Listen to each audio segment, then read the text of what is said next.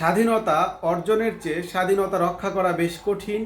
দেশের এই ক্লান্তি লগ্নে মুহূর্তে দাঁড়িয়ে বাংলাদেশ জাতীয়তাবাদী দল বিএনপি সমাবেশ করেছে পল্টনে। তাদের রাজনৈতিক ভবিষ্যৎ কোন দিকে তা নিয়ে থাকছে বিস্তারিত এই ভিডিওতে। আসসালামু আলাইকুম। গত 5ই আগস্ট বিশাল ছাত্র জনতার এক গণ অভ্যুত্থানের মাধ্যমে বাংলাদেশ আওয়ামী লীগের পতন সংঘটিত হয়েছিল। আর আজকে আমি যেই মুহূর্তে ভিডিওটি রেকর্ড করতেছি, আজকে হচ্ছে 7ই আগস্ট। গত 2 দিনের সাম্প্রতিক পরিস্থিতি নিয়ে দেশের মানুষ খুবই উদ্বিগ্ন। তার মধ্যে আজকে বাংলাদেশের ইতিহাসে সবচেয়ে বড় দল জাতীয়তাবাদী দল বিএনপি সমাবেশ করেছে পল্টনে। সেটা কতটা যৌক্তিক ছিল আমি আপনাদের উপর ছেড়ে দিলাম। গত 2 দিন এক বিভৎস, মর্মান্তিক এবং ভয়াবহ পরিস্থিতি ঘটছে। তার মধ্যে উল্লেখযোগ্য ছিল বিভিন্ন রাষ্ট্রীয় সম্পদ থেকে শুরু করে রাষ্ট্রীয় স্থাপনা, থানা পর্যায়ে হামলা এবং লুটপাটের মতো নিন্দনীয় ঘটনা। এই ঘটনাগুলা কে বা কারা করতেছে সেটা হয়তো বা কয়েকদিন পর জাতির সামনে চিত্র ফুটে উঠবে। কিন্তু এখন একটা পক্ষ বলতেছে যে এই ঘটনাগুলা বাংলাদেশ আওয়ামী লীগের অঙ্গ সংগঠনরাই করতেছে।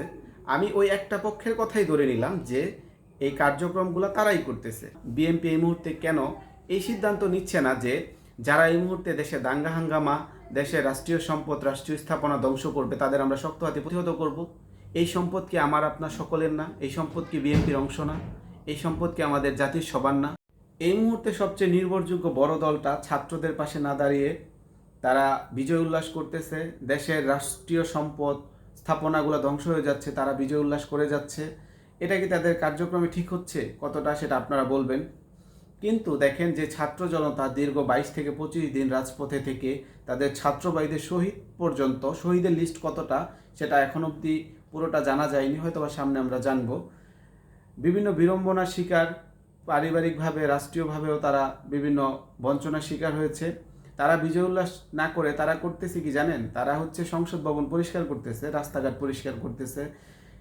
আইন শৃঙ্খলা বাহিনী যেহেতু তারা একটু স্থবির, তার জন্য তারা হচ্ছে রাস্তাঘাটে ট্রাফিকের দায়িত্ব পালন করতেছে। দেখেন, মানে ছাত্র জনতা যাদের হাত ধরে একটা সরকারের অবসান ঘটছে, তারা হচ্ছে এই মুহূর্তে বিজয় উল্লাস না করে তারা দেশের ক্লান্তি লগ্নে এইসব কার্যক্রমগুলো করতেছে।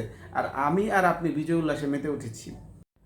আজকে 7 তারিখ, আগামীকাল ডক্টর ইউনূসকে প্রধান করে তত্ত্বাবধায়ক সরকার গঠন করা হবে, এমনটাই আবার শোনা যাচ্ছে।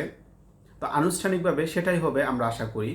কিন্তু তারপর তার অধীনে একটা সুষ্ঠু, সুন্দর, ফেয়ার একটা নির্বাচন হবে। তারপর ওই নির্বাচনের মাধ্যমে জনজরিপে বা জনমত যাকে নির্বাচিত করবে সেই নির্বাচনী প্রতিনিধি হয়ে আমাদের সামনে আসবে। ধরেই নিলাম তখন আমাদের সামনে বিএনপি আসলো বা তাদের সমমনা কোনো একটা দল আসলো, তাহলে তাদের তখন যে রাষ্ট্রীয় সম্পদগুলো আজকে আমরা ধ্বংস করতেছি, এগুলা কি তাদের প্রয়োজন হবে না? এগুলা কি তারা নতুন করে আবার স্থাপন করবে? যদি তারা এগুলো নতুন করে আজকে যেহেতু পুড়তেছে, তাহলে আগামীতে আবার এগুলো নতুন করে স্থাপন করতে হবে। তো নতুন করে স্থাপন করতে যে আমাদের কিন্তু আবার সেই ট্যাক্সের টাকায় বা আমাদের হচ্ছে নিজেদের অর্থায়নে সেটা আবার নতুনভাবে পুনঃস্থাপন করতে হবে। দিন শেষে কিন্তু সেটা আমাদের তরফ থেকেই একটা ক্ষতির সম্মুখীন। এর কাছে আমার একটাই রিকোয়েস্ট, দেশের রাষ্ট্রীয় সম্পদ, এটা আমার সম্পদ, এটা আপনার সম্পদ, এটা সকলের সম্পদ। এই সম্পদ আমরা কেউ নষ্ট করব না। কারণ এটা যদি আজকে আমরা নষ্ট করি, 2 দিন পর আমরা যখন আবার ক্ষমতায় আসব, এটা কিন্তু আমাদেরই আবার পুনঃস্থাপন করতে হবে। তখন দিন শেষে কিন্তু আমাদের অর্থনৈতিক অবস্থা আরও বেহাল দশা হয়ে যাবে। তো রাষ্ট্রীয় সম্পদে আমরা কেউ কোনো আঘাত হানব না। যেহেতু রাষ্ট্র আমাদের, দেশ আমাদের, দেশের সম্পদও আমাদের।